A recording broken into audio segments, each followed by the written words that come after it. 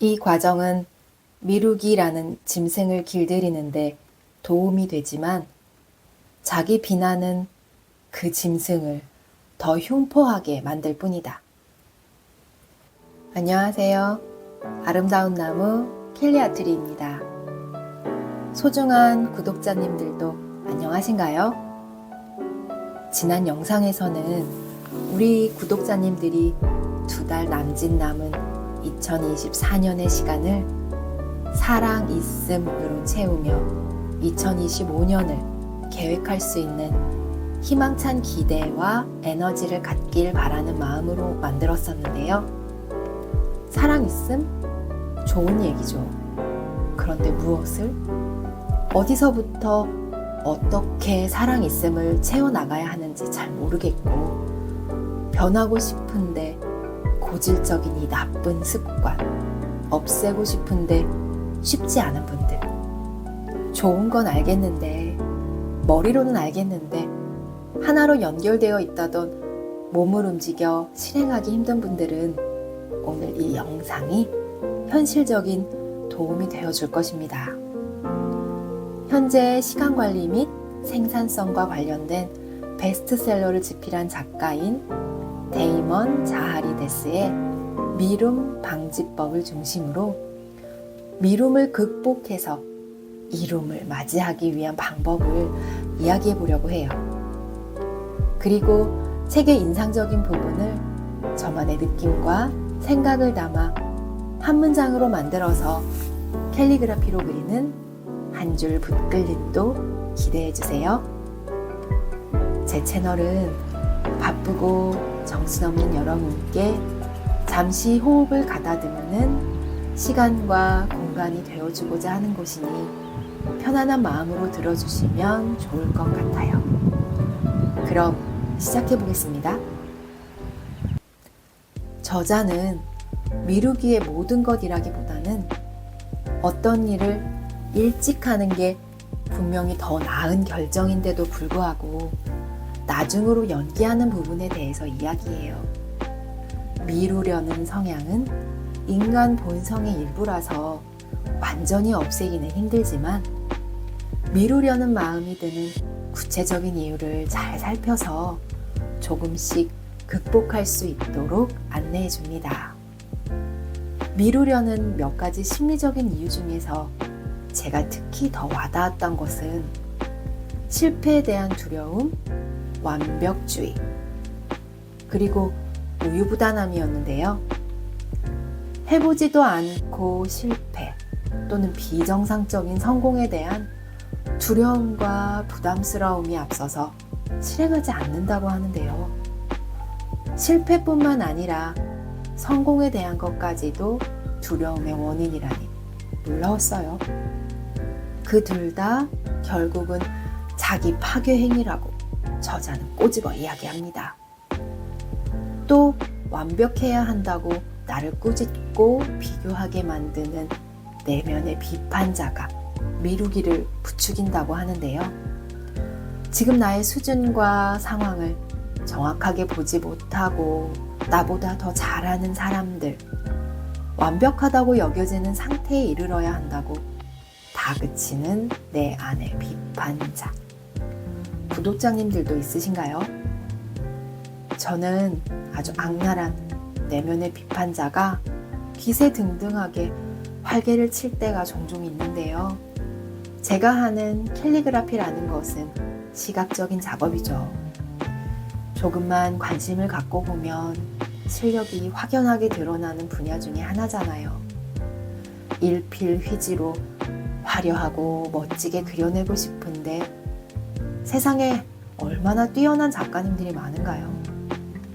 글은 글대로, 퍼포먼스는 퍼포먼스대로 하나의 공연처럼 멋지게 한글의 아름다움을 알리는 분들 말입니다. 저도 그분들을 보면서 홀리듯이 작품을 감상하다가 기가 죽곤 하죠. 내가 붓을 계속 잡고 있는 게 맞나 하는 생각도 들고요. 실제로 캘리그라피를 시작하고 몇 년은 붓을 놓고 있었고 올해 들어서 다시 붓을 잡은 것이고요. 그러다가 나에 대한 사랑 있음을 채우기 위한 것은 책, 캘리그라피, 그리고 명상이어야 함을 알았죠. 그리고 조금씩 한 발 한 발 지금을, 오늘을 쌓아가고 있습니다.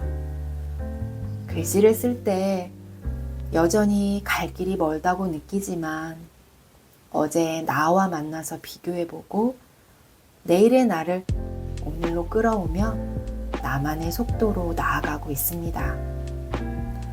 저자도 내면의 비판자는 조용히 시키고 그냥 하라고 하네요. 그냥 10분만 해보자는 생각으로 10분씩 나아가라고요.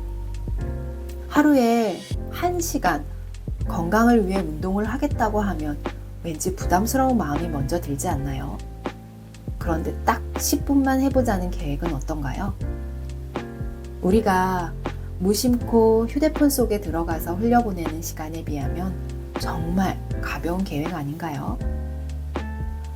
우유부단함을 버리고 하나의 선택을 하는 것도, 모든 선택에는 장점과 단점이 있으니 일단 선택하고 과정 속에서 개선해 나간다고 생각한다면 우유부단으로 인한 미움을 극복할 수 있다고 합니다.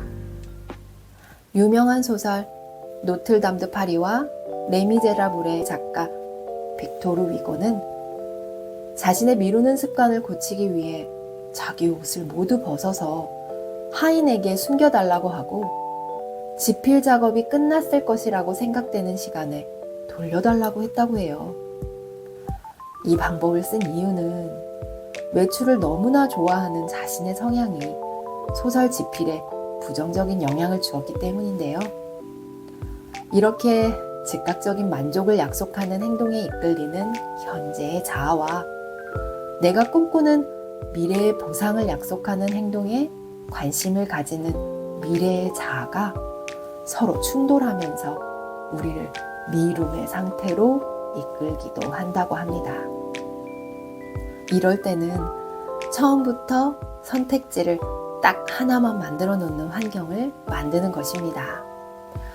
빅토르 위고는 외출 금지를 위해 자신의 옷을 다른 곳에 두었죠. 그렇다면 지금의 우리는 어떤 것에 가장 주의가 분산되나요? 아마 아주 높은 확률로 휴대전화 속 알람음일 것입니다. 수시로 올라오는 SNS의 유혹을 뿌리치지 못해서 시간을 소비하고 미루기를 반복하게 될 텐데요. 집중이 필요한 시간에는 휴대전화의 알람을 잠시 꺼두거나 사용 시간을 제한해보는 방법으로 미움을 극복해보는 겁니다. 저 같은 경우에는 집중이 필요할 때 휴대전화를 비행기 모드로 바꿔두곤 하는데요. 각종 알람음에서 해방되니 집중하는데 도움이 확실히 되는 것을 느낍니다. 잠깐이라도 이 방법을 활용해 보시는 것 추천드려요.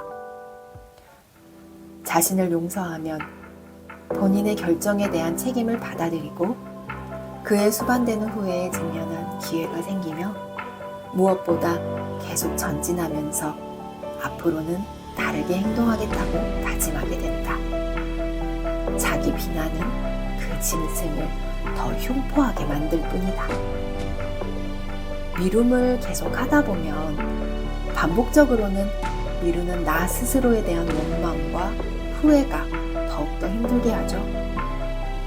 저자는 미루는 자신을 비난하기보다는 용서해주는 것이 앞으로 더 나은 나를 만들어가고 미움이라는 습관에서 벗어나게 해주는 가장 큰 원동력이 된다고 해요. 그 어떤 것보다도 자기 자신을 용서하는 일이 중요합니다.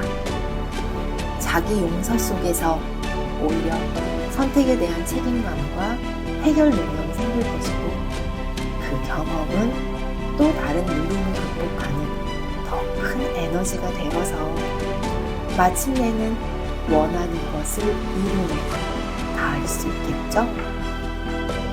그럼 오늘의 한 줄 붙들림 시작해 보겠습니다.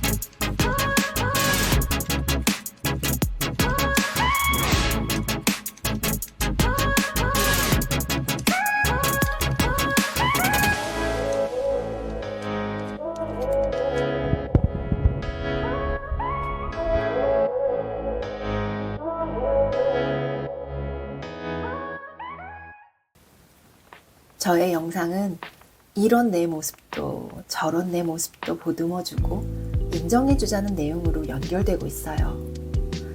소중한 구독자님들은 아마 벌써 느끼셨을 겁니다. 그것은 우리 모두 너무나 잘 알고 있듯이 나에 대한 중심이 바로 서 있는 것이 가장 중요하고 가장 뿌리가 되는 것이기 때문이죠. 이번 영상도 그렇게 나를 사랑 있음으로 채우면 미루는 습관도 조금씩 멀어져 마침내 나를 크던 작던 이루는 습관을 가진 사람으로 변신시켜 줄 것임을 이야기하고 있습니다. 오늘도 작은 이룸들을 경험하는 우리를 응원하며 지금까지 사랑 있음의 뿌리로 무럭무럭 자라고 있는 아름다운 나무 켈리 아트리였습니다. 고맙습니다.